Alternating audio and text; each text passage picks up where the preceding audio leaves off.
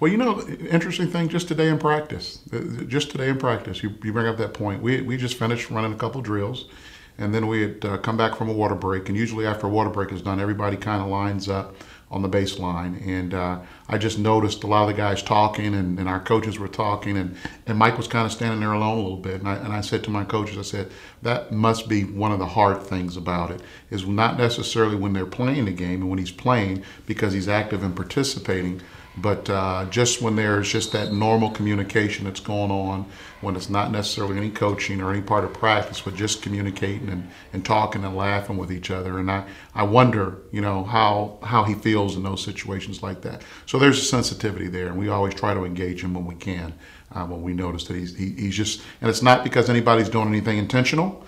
It's just kind of the way it is. And usually when the interpreter's here, Erin pretty much engages them when she's there, but there's certain days where she leaves a little bit early, and we're just kind of on our own. Well, when we're on the road and Erin or another interpreter isn't there, they look to me to talk to Mike. And whenever we have our film sessions, or if coach ever wants to talk to him during a practice or one of our warm-ups, he comes to me first and tells me to interpret to Mike. And I don't mind at all, but that's the communication that we have to use.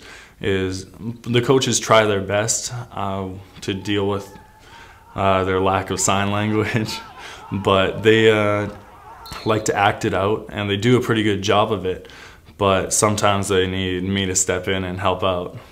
There's a lot of cue words that I've picked up on, and routine. I always show up to practice and look at the schedule because I know that they're mostly going to follow it. There's going to be some changes, but I've come over the last 3 years to learn how everything is kind of run.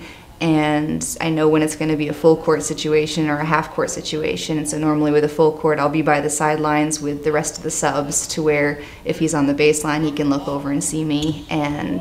Or if it's half court, I'll stand up on the top of the key with the coaches so that, I'm right next to whoever's speaking during the instruction or whatever.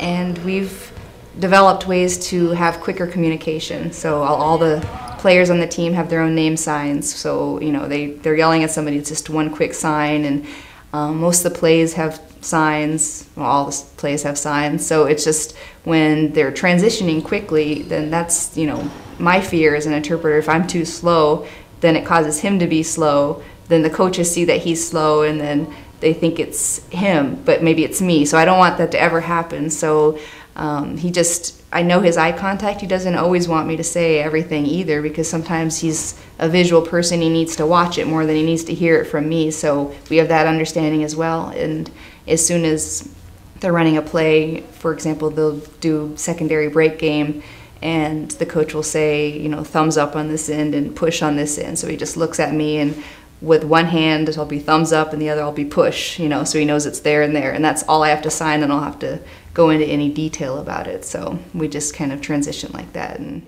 the game, we've tried to position it to where it depends on the gym. But if I'm sitting behind the coaches, I can hear them better when they're yelling on the court, and I can hear them when they yell for him to go out and to play, because usually, there's a long string of players on the bench. So it's kind of to an advantage, because if he's in a free throw situation where he's facing the bench, the coach doesn't have to yell at him. He can just talk to me and I can sign, and that's kind of easier communication. But other than that, within the huddles, the whole teammates, they're verbal and visual with the plays, with screens, so it's so he's able to function without me playing on the court. But just when he comes off, then that's when they give him all the feedback mostly, and they have to work their communication out that way. They can't just yell to him on the floor most of the time, because he can't look at me and keep playing. So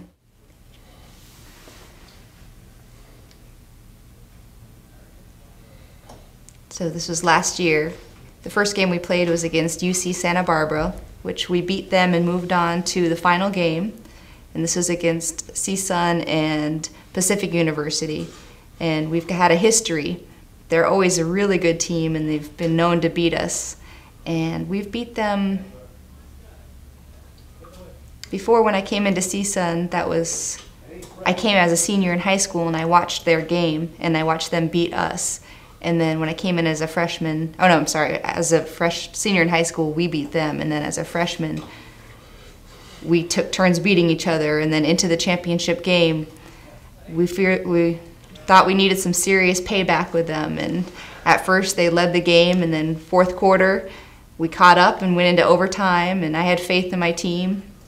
And at the end we ended up winning, and I just jumped out of my seat and ran onto the court, and it was just the best experience of my life just to get the results. And you can see that obviously from the picture. I mean, I'm close with a lot of students, and it's just a different dynamic in the team setting because there has to be a trust, and you have to have a presence to where you make it comfortable for friendships to form and to be somebody who they don't mind having around. And our personalities are kind of goofy at heart. He's from a small town and is more of a farm boy, and I'm from a small town, so we have that commonality where we don't really feel a sense of belonging in Los Angeles. So there's always been a bond over that.